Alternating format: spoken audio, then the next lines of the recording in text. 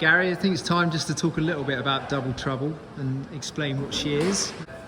Bought it, I think it's November, I think we picked it up.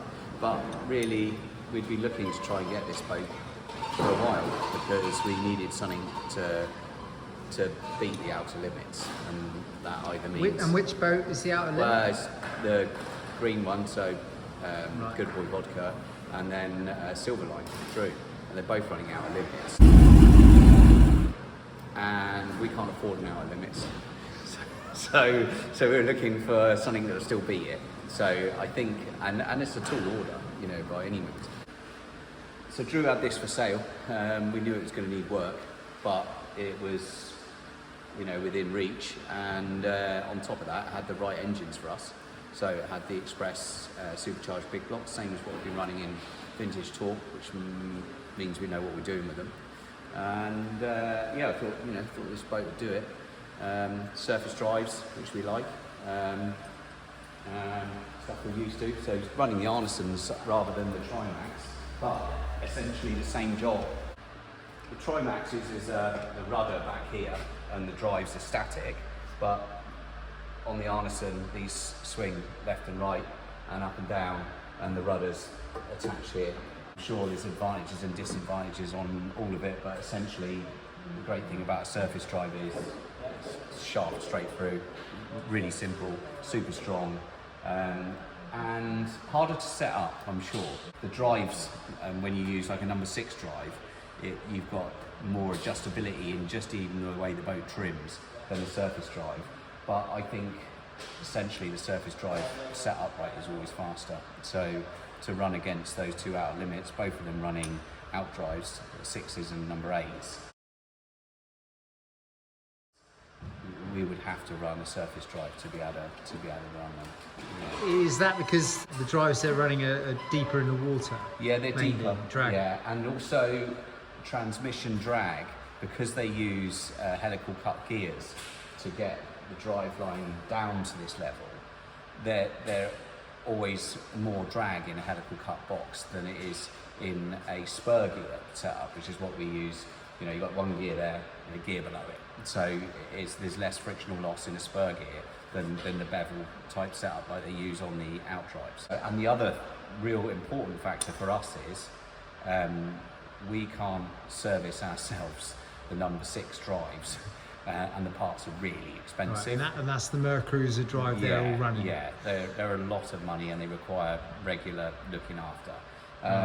Whereas these, we can look after ourselves. We've already done a few little issues with the gearbox. We're quite happy, like doing stuff like that, even if it meant building another gearbox. But number 6 drive or number 8 would possibly be difficult for us to deal with compared to what we got. What are the advantages, maybe over this hull than the outer limits? I think this for sure, compared with Rob's, is better in the rough, without a doubt. Right. So I think the 52, like Rob's got, is a great boat in medium conditions and lighter weather.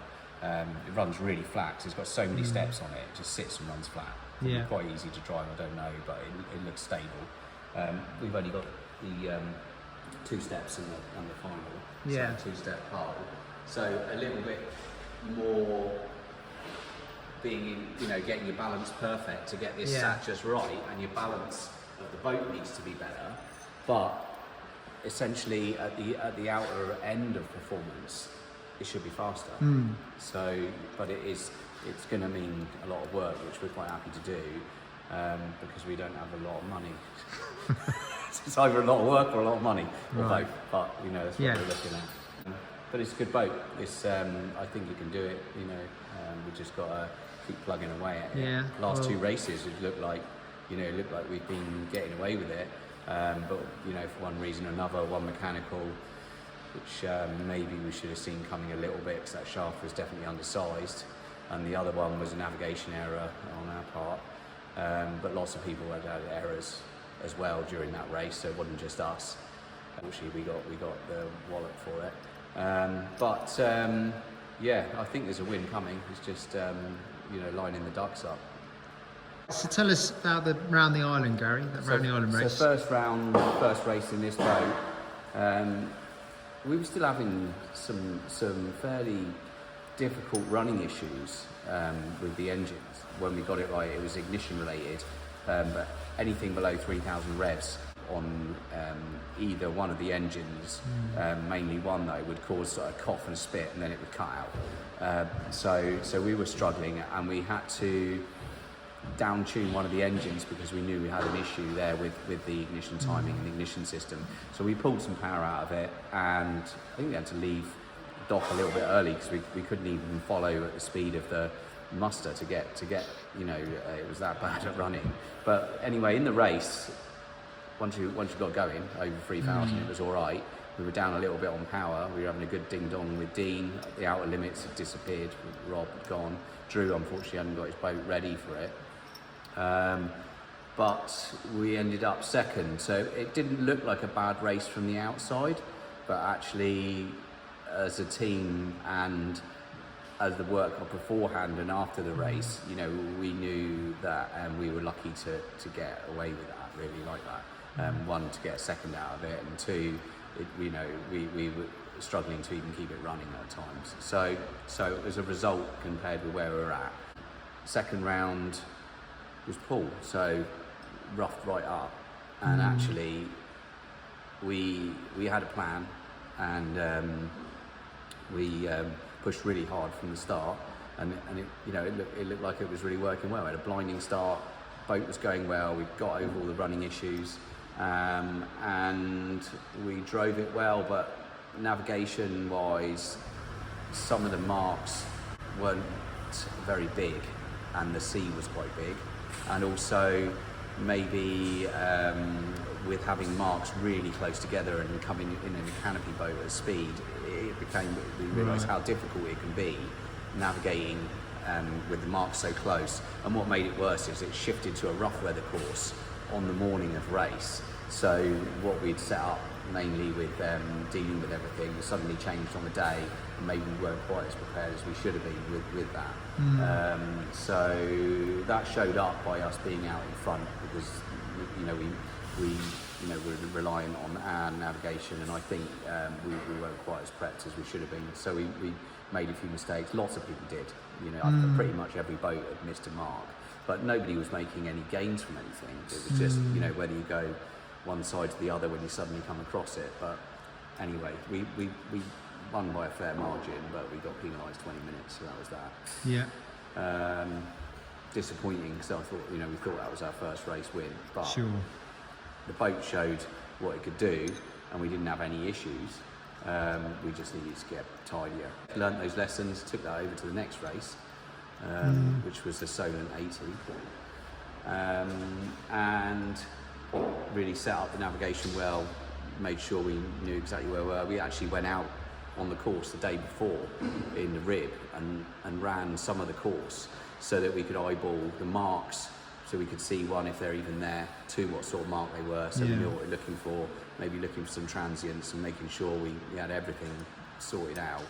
We didn't have the greatest start. It was a bit of a wide spread out start, so we weren't at the front of this one, but by the first turn, we were right on Dean, and he turned a bit tight, and we took the lead there, and then we made some good headway. I think we were, running about 110, maybe a little bit more, and we were 5 kilometres and gaining away from the rest of the fleet, including Good Boy. But we knew that they would make up ground maybe further around the back of the island when it got smoother. So we pushed hard early on, thinking that would help that situation. We didn't push too hard. I'd say we're 95%, but just before Ventnor, the drive shaft went. So that was that. Game over. Disappointing, but we've put that behind us, fixed it up, made it stronger, and now we've got cows. So the big one. The big one. I mean, maybe this is the one, maybe not. Let's see. Lovely thought. Yeah, and as you know, we've been working on it, doing as much upgrades as we have any repair work, because it was only the shaft to sort out. And we're trying to make the boat a better place. The cockpit, we're trying to simplify our workload so Yeah. that we're able to concentrate on driving the boat faster. Yeah. Because it's all right having all the gauges, trying to keep an eye on everything, but the moment you're taking your eyes off of that horizon, it's knocking your speed down or your risk up, or both. Yep. So we're trying to make that better, which maybe we'll show something after this race, what we've done to try and make us more competitive. Sure. Or further out in front than the next guy. Yeah. All right, thank you. We're off to Cowes. Subscribe for the latest live feeds and videos.